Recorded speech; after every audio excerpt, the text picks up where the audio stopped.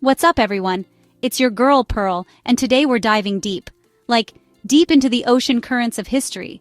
When you think of Islam, what comes to mind? Probably vast deserts, bustling souks in the Middle East, maybe the Taj Mahal. But what if I told you that some of the most vibrant, dynamic, and populous Muslim communities are surrounded by water? That's right, we're talking about islands. Islam spread across many islands around the world, often through trade, migration, and missionary efforts. Forget camels for a second. Think dhows and cargo ships. These weren't invasions with armies and flags. This was a slow burn, a cultural diffusion carried on the monsoon winds. One transaction, one conversation, one marriage at a time. It's a story of connection, not conquest. So how did the call to prayer end up echoing across volcanic peaks and sandy atolls thousands of miles from Mecca? It's a wild story, and it's not just one story. It's a whole bunch of them, each unique to its island home. Today, we're going on a journey, an island-hopping world tour to see how this faith took root and blossomed in some of the most beautiful and remote corners of the globe. We're going to highlight key islands and island nations where Islam is now a dominant religion, or has a significant, long-standing presence. From the massive archipelago of Indonesia to the tiny coral islands of the Maldives, we're going to explore how these places became integral parts of the global Muslim community, or the Ummah. Get ready to have your mental map of the Muslim world completely redrawn.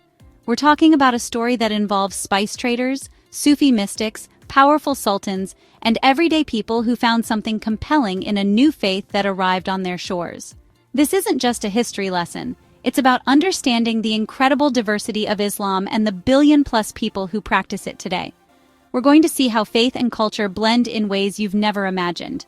So, grab your life jacket because we're about to set sail on an epic historical adventure. Let's get into it.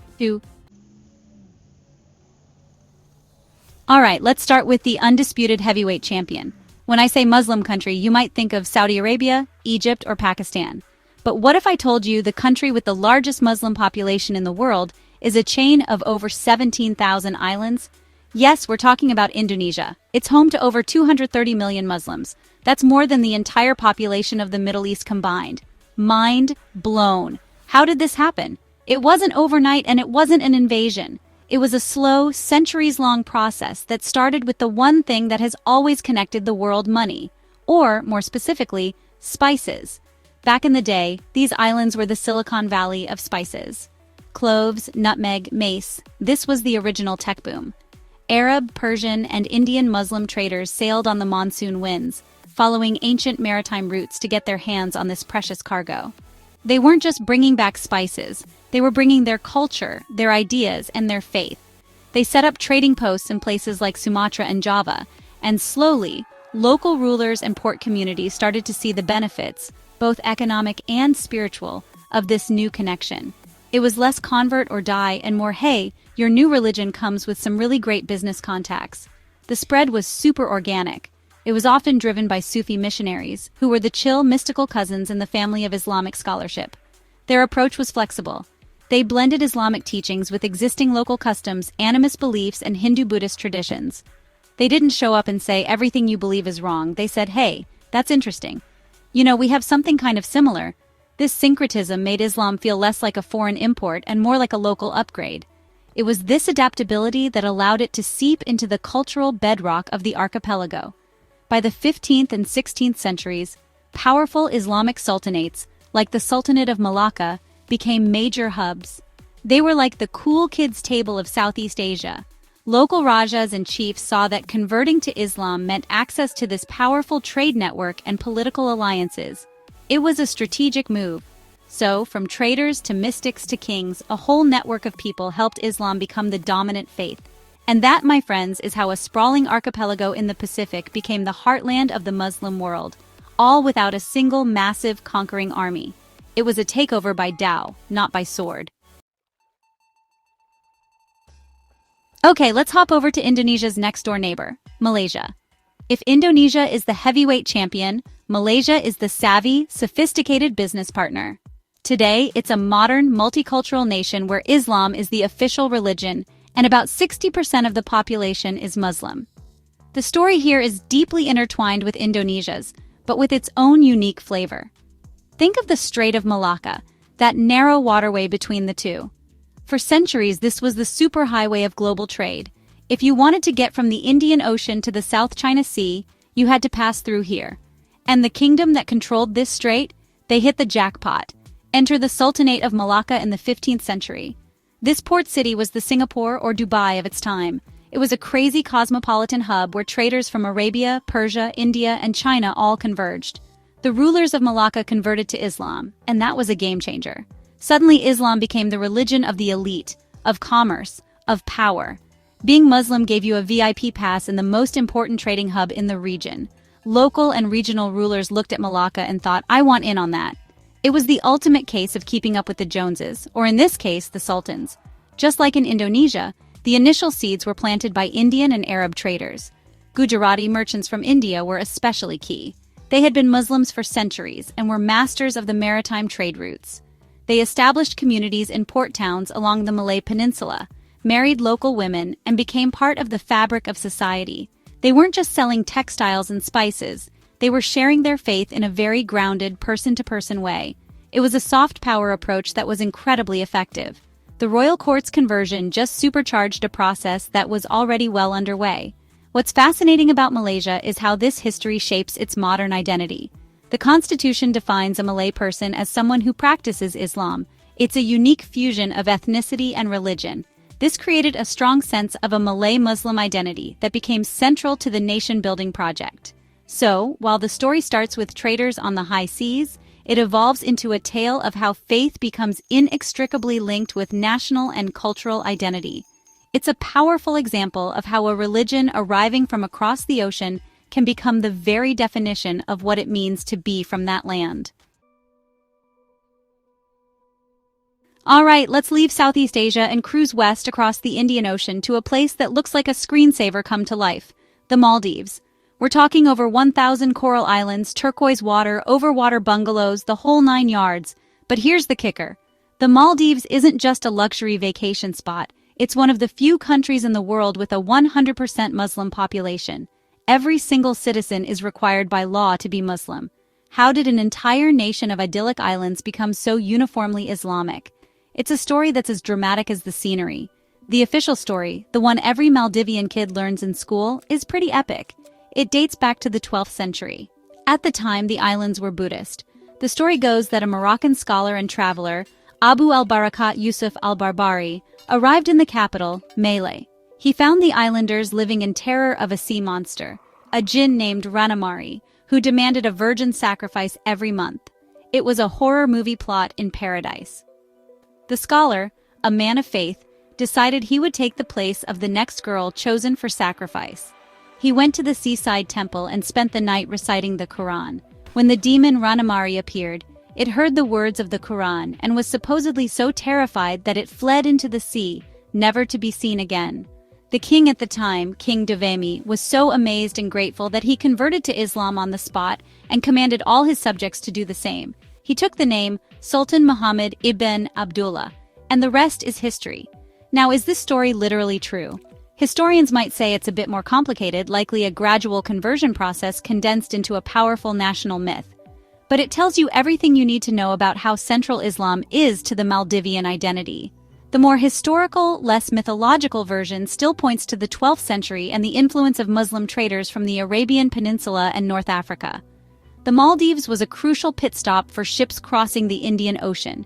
It was a place to get fresh water, coconuts, and cowrie shells, which were used as currency across Asia and Africa. These traders brought Islam with them, and over time it replaced the existing Buddhist culture. The conversion of the king, whenever and however it happened, was the tipping point that solidified Islam's place as the sole religion of the islands, a status it has maintained for nearly 900 years. It's a testament to the power of both trade and a really, really good story.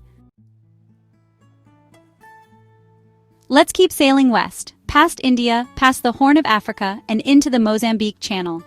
Nestled between Mozambique and Madagascar, you'll find an archipelago so beautiful, the early Arab sailors called it Juzur al-Qamar, the Islands of the Moon. Today we call it the Comoros. This small island nation is overwhelmingly Muslim, with about 98% of its population adhering to Sunni Islam of the Shafi'i school, just like in Indonesia and Malaysia. It's a little slice of the Swahili Coast culture with a deep and ancient connection to the Islamic world. The story of Islam in the Comoros is a story of proximity and trade. Look at a map. The islands are a stone's throw from the East African coast and perfectly positioned on the maritime trade routes connecting Africa, the Arabian Peninsula, and Asia. For centuries, Arab and Persian traders plied these waters. They weren't just passing through, they settled.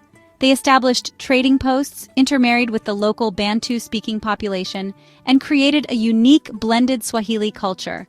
Islam arrived with these settlers not as a sudden event, but as a gradual, centuries-long process of cultural fusion. What really cemented Islam's role was the arrival of Shirazi princes from Persia, possibly as early as the 10th century. According to local tradition, these nobles established sultanates on the different islands, Grande Comore, Anjouan, and Moheli. They brought with them a more structured form of Islamic governance and scholarship. This created a ruling class that was both politically powerful and devoutly Muslim. For the general population, adopting the religion of the powerful and well-connected elite was a natural progression. It became the glue that held this new blended society together. Today, that legacy is everywhere. The architecture of the old towns, with their coral stone houses and carved wooden doors, feels like it's been lifted straight out of Zanzibar or Lamu. The language, Shikamori, is a Bantu language filled with Arabic loanwords, and the social fabric is deeply woven with Islamic traditions, from the importance of the mosque in village life to the large, elaborate weddings known as grande mariages. The Comoros is a perfect example of how Islam didn't just arrive on an island. It co-created a whole new culture, a vibrant synthesis of African, Arab, and Persian influences. Let's slingshot back to Southeast Asia, to a tiny nation tucked away on the island of Borneo.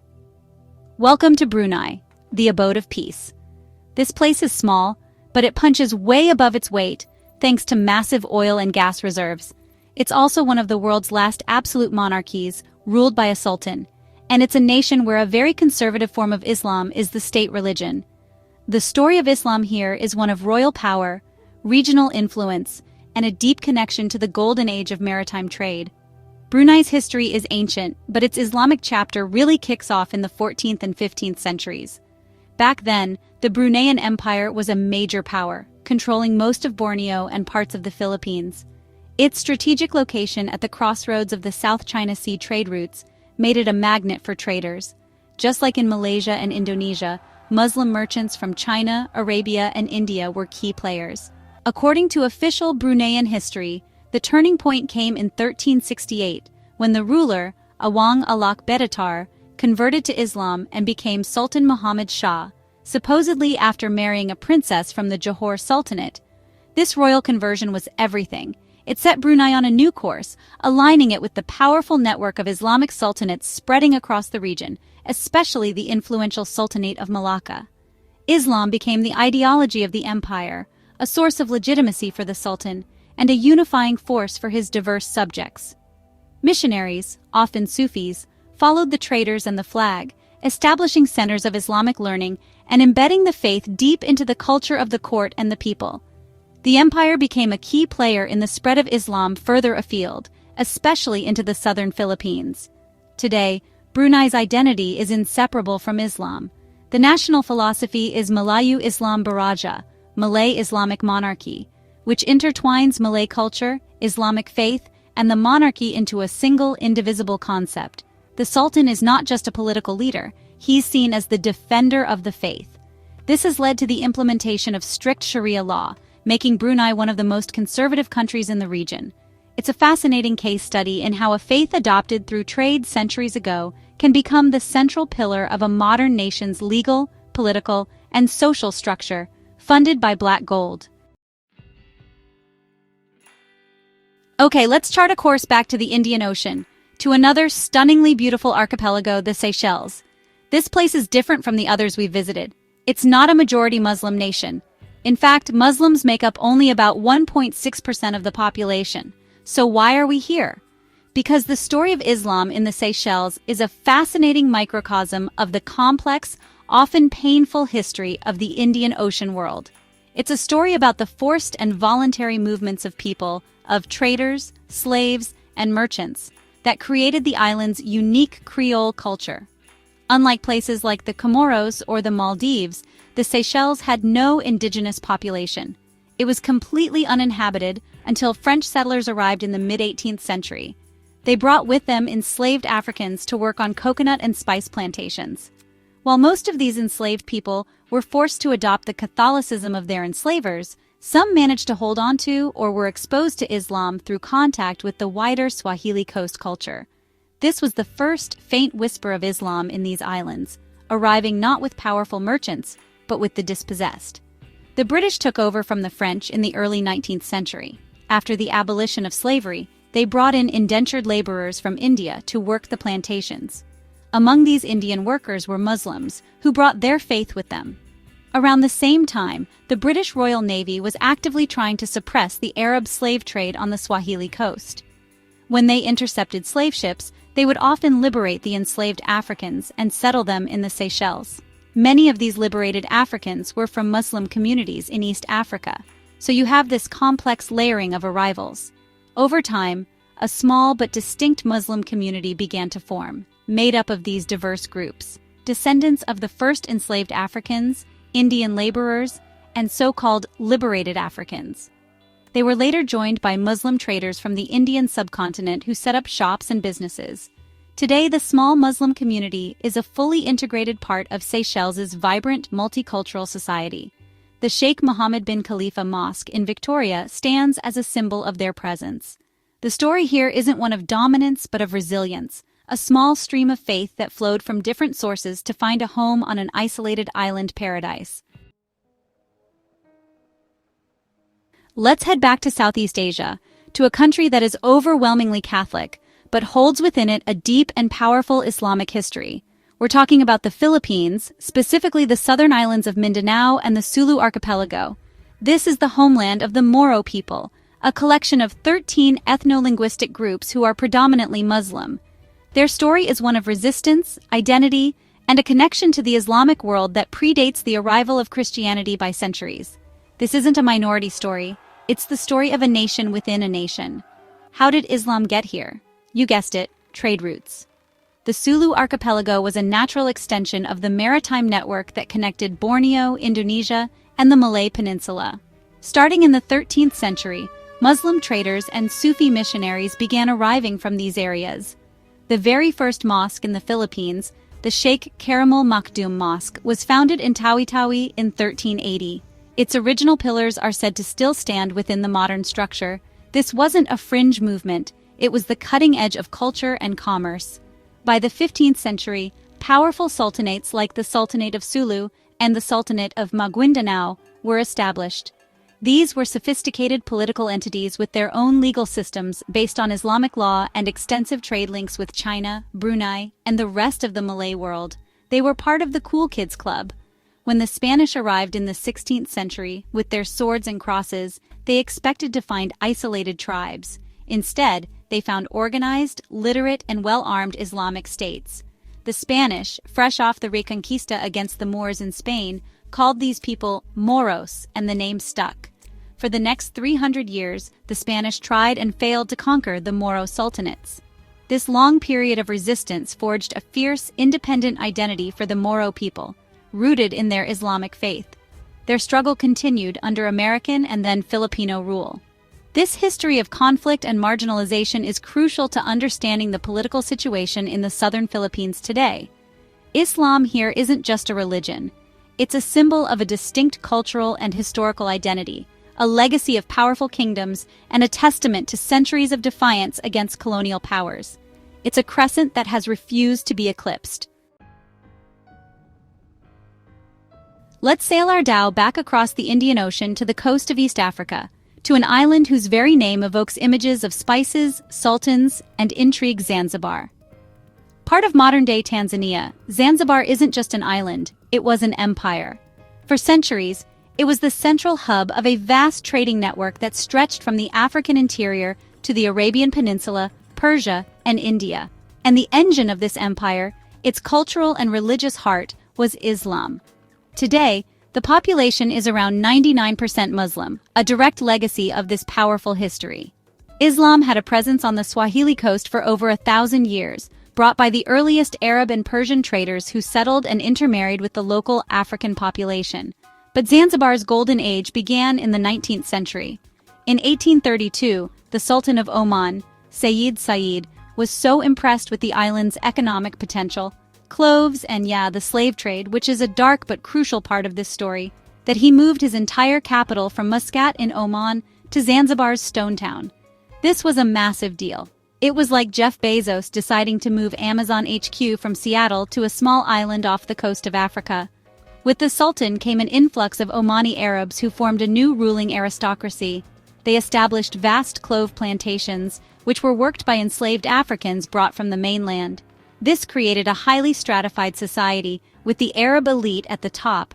Islam was the religion of this ruling class, and it became deeply entrenched in the island's power structure. Stone Town, a UNESCO World Heritage Site, was built during this period. Its labyrinthine alleys, coral stone houses with their famous carved doors, and numerous mosques are a stunning physical testament to this Omani Arab influence. This period cemented Zanzibar as the most important center for Islam in East Africa. Scholars, traders, and explorers from across the Muslim world converged here. It was a cosmopolitan hub where ideas were exchanged as freely as goods. While the Omani Sultanate was overthrown in the 1964 Zanzibar Revolution, the Islamic and Swahili cultural legacy it fostered remains completely dominant. Walking through Stone Town today, hearing the call to prayer echo through the narrow streets, you can feel the weight of that history. This wasn't just an island that adopted Islam. For a time, it was one of the capitals of the Islamic world. While Zanzibar, whose main island is Unguja, gets all the fame, it's actually an archipelago. Its sister island, just to the north, is Pemba. Together, Unguja and Pemba form the core of the Zanzibar archipelago, and they share a deep, intertwined Islamic history. If Unguja was the glamorous cosmopolitan capital, Pemba was the quieter, greener, and arguably more agriculturally productive sibling. It was, and still is, a major center for clove production, the Green Island. And just like its sister, Pemba is overwhelmingly Muslim. The history of Islam on Pemba mirrors that of Unguja. It was an early stop for Arab and Persian traders sailing down the Swahili coast. In fact, there are ruins on Pemba, like the ones at Ras Mukumbu, that date back to the 11th and 12th centuries, suggesting early well-established Muslim settlements long before the Omani sultans arrived. These early Shirazi settlers from Persia were particularly influential, establishing small sultanates and embedding Islam into the local culture from a very early stage. The island was already deeply Islamic by the time the Omanis made Zanzibar their capital. Under the Omani Sultanate, Pemba's role as an agricultural powerhouse was solidified. Its fertile lands were perfect for growing cloves, the cash crop that fueled the empire's economy.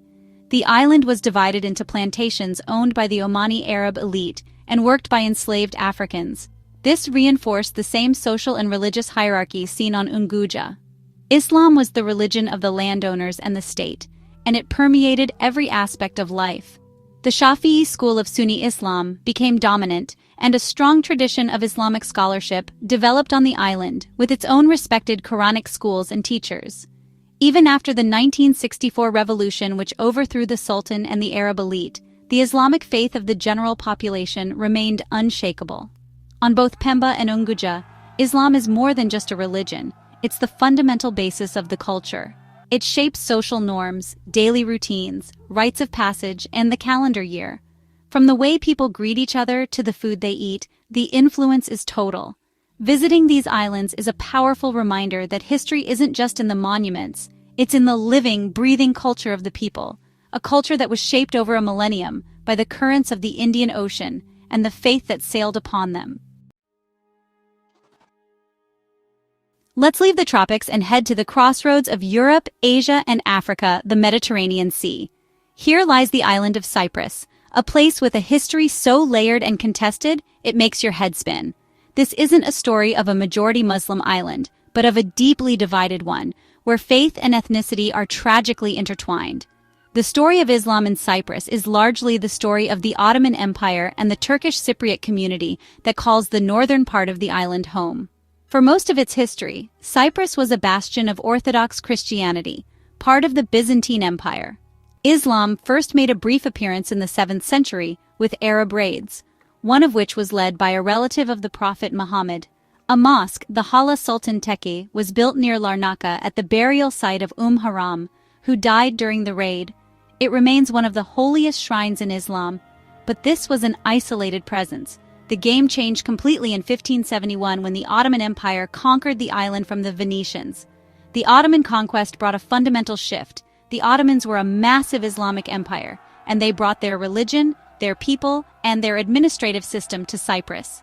They encouraged Turkish settlement on the island, bringing in soldiers, farmers, and artisans from Anatolia. This created a significant and permanent Turkish Muslim population for the first time. The existing Latin Catholic ruling class was expelled, and the Orthodox Christian Greek population was granted a degree of autonomy under the millet system. But the new rulers of the island were Muslim. This status quo of a Greek Christian majority and a Turkish Muslim minority living in relative peace lasted for 300 years. But with the decline of the Ottoman Empire, the rise of Greek and Turkish nationalism, and British colonial rule, tensions escalated, culminating in the island's division in 1974. Today, the northern third of the island is the self-declared Turkish Republic of Northern Cyprus, which is overwhelmingly Turkish-speaking and Muslim. The mosques, the language, and the culture of the north are a direct legacy of that Ottoman conquest. In Cyprus, Islam isn't just a faith, it's a marker of national identity at the heart of one of the world's most intractable geopolitical conflicts. Let's head back south, deep into the Indian Ocean, to an island famous for the dodo, pristine beaches, and being a cultural melting pot. Welcome to Mauritius, the rainbow nation of the Indian Ocean. Like the Seychelles, Mauritius had no indigenous people. Its story is one of colonization and immigration, and within this complex mosaic of cultures and religions, Muslims make up a significant and influential minority, accounting for about 17% of the population. Their story is one of labor, trade, and the building of a new society from scratch. The first Muslims to arrive in Mauritius did so under the bleakest of circumstances. During the French colonial period in the 18th century, a small number of enslaved people brought from East Africa were Muslim. However, the major wave of Muslim arrival came under British rule in the 19th century. After the abolition of slavery, the British needed cheap labor for their vast sugarcane plantations. They turned to India, bringing in hundreds of thousands of indentured laborers in a system that was only slightly better than slavery. A significant portion of these laborers, particularly those from Bihar and Uttar Pradesh, were Muslim. They were joined by another stream of Muslim immigrants from the Gujarat region of western India. These Gujarati Muslims were not laborers but traders and merchants. They came voluntarily and quickly established themselves as a prosperous commercial class, known locally as Maimon or Surti. This created two distinct tiers within the Muslim community. The larger, working-class Urdu-speaking population descended from indentured laborers, and the smaller, wealthier, Gujarati-speaking merchant class. Despite these internal differences, the Muslim community in Mauritius has forged a strong collective identity. They built mosques, established madrasas, and became an integral part of the island's political and social life. The Juma Mosque in the capital, Port Louis, is a beautiful and historic landmark, a symbol of their enduring presence. In a nation that prides itself on the peaceful coexistence of Hindus, Creoles, Chinese, and Franco-Mauritians, the Muslim community is a vital thread in that vibrant cultural tapestry. Their story is a powerful testament to the resilience of faith and culture, transported across an ocean to build a new home on a sugar island. Let's make a short hop from Mauritius to the fourth largest island on Earth, a place so unique it's practically its own continent, Madagascar. Known for its lemurs, baobab trees, and unique biodiversity, Madagascar's human story is just as fascinating. Its population is a mix of Southeast Asian and East African heritage, and while the country is predominantly Christian with strong traditional beliefs, Islam has a small but historically significant presence, particularly in the coastal areas. It's a story that whispers from the past, a subtle but important part of the island's complex identity. The arrival of Islam in Madagascar is ancient, likely dating back to between the 10th and 12th centuries.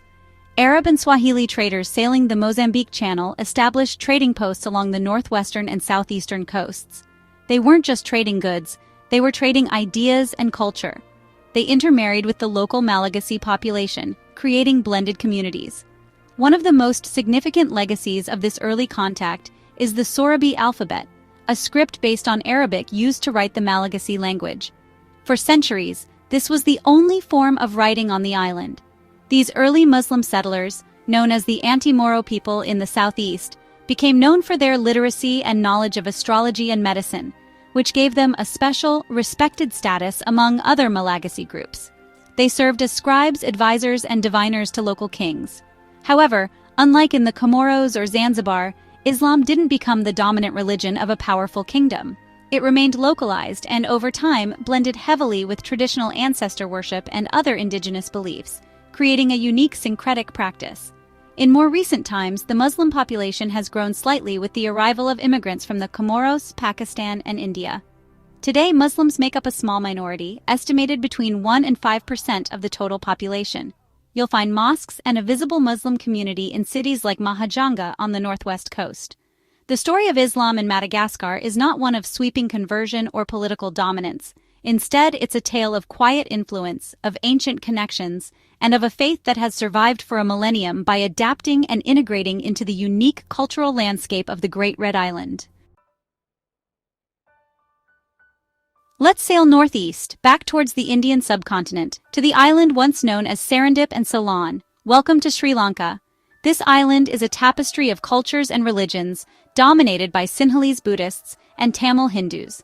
But it is also home to a significant and long-standing Muslim minority who make up nearly 10% of the population. Known as the Sri Lankan Moors, their story is one of the oldest tales of Islamic settlement in the entire Indian Ocean, a story of trade, diplomacy, and deep roots. The connection between Sri Lanka and the Arab world is ancient, predating Islam itself. The island was a crucial hub in the maritime spice routes connecting the Roman Empire with the Far East. Arab sailors knew it as a treasure island, rich in gems, pearls, and cinnamon. When these traders adopted Islam in the 7th century, they brought their new faith with them on their voyages. They weren't conquerors, they were businessmen. They settled in coastal port towns like Barawala, Galeh, and Colombo, establishing peaceful and prosperous communities. These early Arab settlers were welcomed by the Sinhalese kings, who valued their commercial skills and global connections. They were given autonomy, allowed to practice their religion freely, and they intermarried with local Tamil and Sinhalese women. Over centuries, this led to the formation of a distinct community, ethnically mixed, Tamil-speaking, but fiercely proud of their Arab-Muslim heritage. They became the masters of the island's trade, acting as the middlemen between the Sinhalese kingdom in the interior and the rest of the world. They were so integral to the economy that they thrived under successive waves of Portuguese, Dutch, and British colonial rule. Today, the Sri Lankan Moors are a vital part of the nation's multicultural fabric, though their history has not been without challenges, especially in the context of the country's long civil war and rising ethnic nationalism. Their presence is visible in the historic mosques that dot the coastline and the bustling commercial districts of cities like Colombo. Their story is a powerful example of how a community can maintain a distinct religious and cultural identity for over 1,000 years, not through power or force, but through peace, trade, and integration. They are the living legacy of the ancient Tao roots. Now for something completely different. Let's leave the Indian Ocean and the Pacific entirely and cross the continent of Africa to the Atlantic. Off the coast of Senegal lies the archipelago of Cape Verde. This is a nation forged from Portuguese colonialism and the transatlantic slave trade. Its culture is a deep and soulful blend of African and European influences. It is overwhelmingly Catholic, but listen closely, and you can hear a faint historical echo of Islam, embodied in its small but growing Muslim community. The story of Islam in Cape Verde is intrinsically linked to the history of the African mainland. When Portuguese navigators first arrived in the 15th century, the islands were uninhabited. They quickly became a key location for the brutal transatlantic slave trade. Enslaved people were captured from across West Africa, from regions like modern-day Senegal, Gambia, and Guinea, and brought to Cape Verde to be processed before being shipped to the Americas. Many of these West African societies had been Islamic for centuries. Therefore, among the countless Africans forcibly brought to Cape Verde were Muslims. They came from sophisticated Islamic kingdoms and empires like the Wolof and Fula peoples. They carried their faith with them in their hearts and minds, even as they were stripped of everything else. Practicing Islam openly was impossible under the Portuguese, who aggressively imposed Catholicism. Yet, traces of Islamic influence may have subtly survived, woven into the new Creole culture that was being forged in this crucible of suffering and resilience. In recent decades, the Muslim community in Cape Verde has seen a small revival. This is not due to a rediscovery of those ancient roots, but to new immigration. A small number of Muslim migrants, primarily from Senegal and other West African nations, have settled in Cape Verde, seeking economic opportunities. They have established small mosques and community centers, primarily in the capital, Praia, and on the island of Sal. Their presence is a new chapter in a very old story, a modern echo of the ancient Islamic presence in the West African region, from which Cape Verde's population first came. It's a reminder that faith can travel in the most harrowing of ways and reappear centuries later. Let's stay in the Atlantic, in the Gulf of Guinea, and visit Africa's second smallest country, the twin islands of Sao Tome and Principe. Like Cape Verde, these islands were uninhabited when the Portuguese arrived in the 15th century. And like Cape Verde, their history is defined by the plantation economy, first sugar, then coffee and cocoa, and the enslaved Africans forced to work it. This is another overwhelmingly Christian nation, but one with a small Muslim minority whose presence is a recent and fascinating development. The historical roots of Islam here are virtually non-existent. The enslaved population brought to Sao Tome and Principe came primarily from the Congo Basin and Angola, regions that had not been significantly influenced by Islam. The Portuguese colonial regime enforced Catholicism strictly, leaving no room for other faiths to take root. For centuries, the island's religious landscape was exclusively Christian. The story of Islam here doesn't begin in the distant past. It begins in the modern era. The arrival of Islam in Sao Tome and Principe is a phenomenon of the late 20th and early 21st centuries. It is linked to two main factors: missionary activity and immigration. A number of Santomeans who studied abroad in Muslim-majority countries, particularly in North Africa, converted to Islam and brought their new faith home with them. More significantly, the community has been bolstered by the arrival of Muslim missionaries, particularly from communities like the Ahmadiyya, who have been active in proselytizing across West Africa. This has resulted in the formation of a small but dedicated community of local converts. They are a tiny minority in a deeply Catholic society, but their presence marks a new chapter in the island's religious history. They have established a few small prayer halls and are slowly building their community. This is not a story of ancient trade routes or powerful sultanates. It's a modern story of globalization, missionary work, and individual spiritual journeys. It shows that the spread of Islam isn't just a historical event. It's a living, ongoing process, reaching even the most remote and historically isolated island nations. So there you have it. From the powerhouse of Indonesia to the tiny emerging community in Sao Tome, we've seen that the story of Islam is as much a story of the sea as it is of the sand. The spread of Islam across these islands occurred over centuries, shaped by trade, migration, and the influence of Islamic empires. It was carried on the winds by sailors and scholars, merchants and mystics. It wasn't a monolithic movement, but 1,000 different stories of encounter and adaptation, creating an incredible diversity of practice and culture that enriches the global ummah. These island communities are not on the periphery of the Muslim world. They are, and always have been, at its heart. What I find so powerful is how each island took this global faith and made it uniquely its own. Islam in the Maldives, with its national myth and 100% adherence, feels different from the syncretic, layered Islam of Java or the resilient, identity-defining Islam of the Moro people in the Philippines. It's a reminder that faith isn't a static object that gets handed over. It's a living conversation between a global tradition and a local culture. And that conversation has been happening on these shores for over a millennium, creating some of the most fascinating and dynamic societies on Earth. This journey is just the beginning, a quick skim across the surface of these deep histories. What did you find most surprising? Is there an island story we missed that you think is crucial? Let me know down in the comments. I really want to hear your thoughts, especially if you're from one of these incredible island nations. Let's continue the conversation. Thank you for coming on this voyage with me. Don't forget to like, subscribe, and hit that notification bell so you don't miss our next deep dive. Until next time, stay curious.